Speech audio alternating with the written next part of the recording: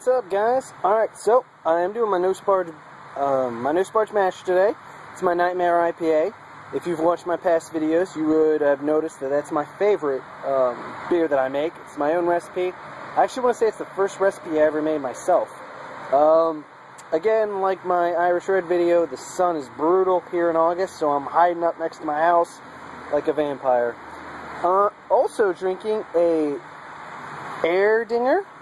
And let's pay some respect to the nice little German lady there. So this is the largest wheat brewery. I can't speak today. Wheat brewery in Germany. Oh no, sorry, in the world. Because when they said in Germany, I was like, well, no shit, because of that, Rauschenbach or whatever you call the German law of beer purity. I was like, I'm probably pretty sure there's not a lot of wheat being made out there. But this is the Erdinger Oktoberfest. It's amazing. I'm just going to let you know right now. Now, if you look at on the bottle, it shows, you can go back and look at the German chick, but if you also look on the box it comes in, it's basically made as a poundable beer. It is meant for you to drink in mass quantities and just destroy. I'm going to do a beer review on it in a little bit, but it's amazing. So in case you don't see my beer review on it, and I suckered you in with this video and you watched it, go buy yourself some Erdinger. It's amazing.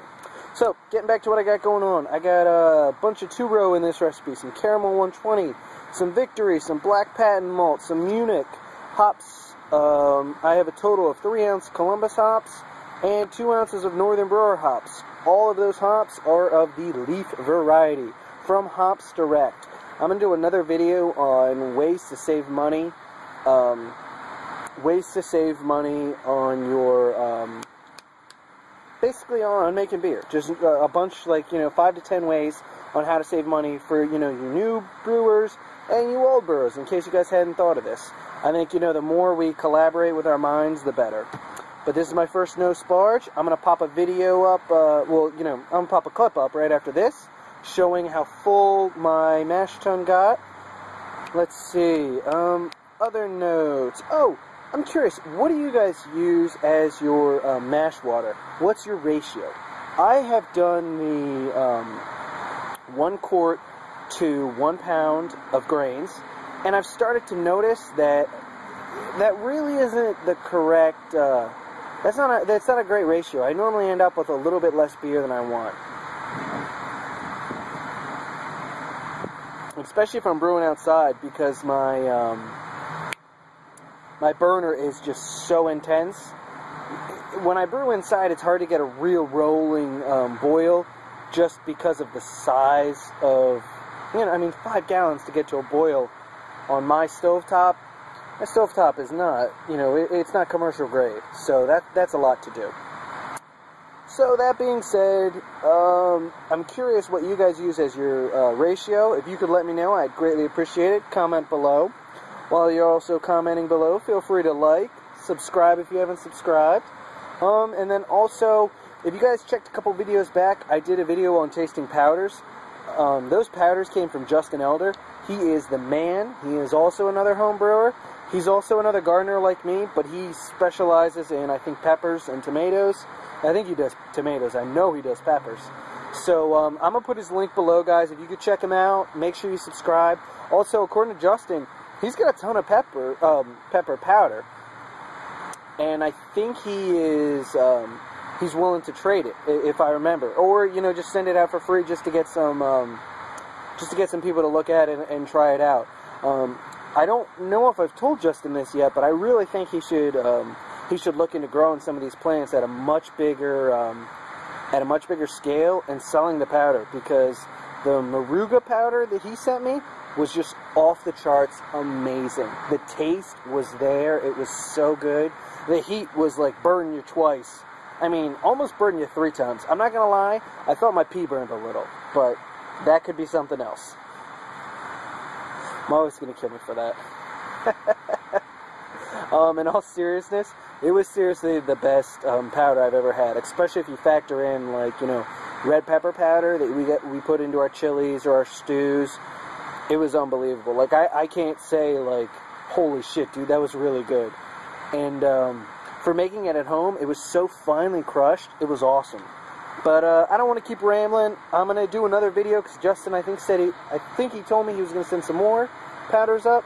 So I'll go into those later on another date. But this is it for me for right now. Check out the clip I'm going to put up about how filled up my mash tun was. And I might throw another clip at the end of this for just a summation. But that's it for me, guys. Peace. Alright, so here's the inside of the mash tun. This was 27 quarts of 155 degree water that I put a final, sorry for the shakiness, let me try to fix that. I put a final 8 quarts on there. So that got me to, what, 35 quarts? Wait, 27, 8, 35 quarts. So, that is 13 pounds of grain. I've already gone through the grain bill.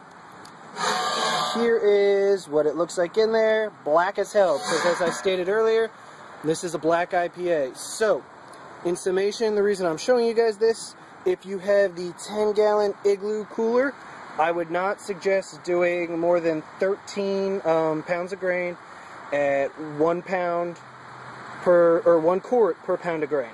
Just an FYI, because this thing, as you can see, that line right there, that's how high it got up to. So it was filled to the brim, and yeah, it was a little heavy. So just an FYI.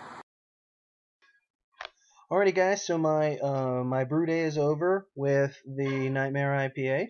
Ended up being pretty good. My efficiency really wasn't that bad.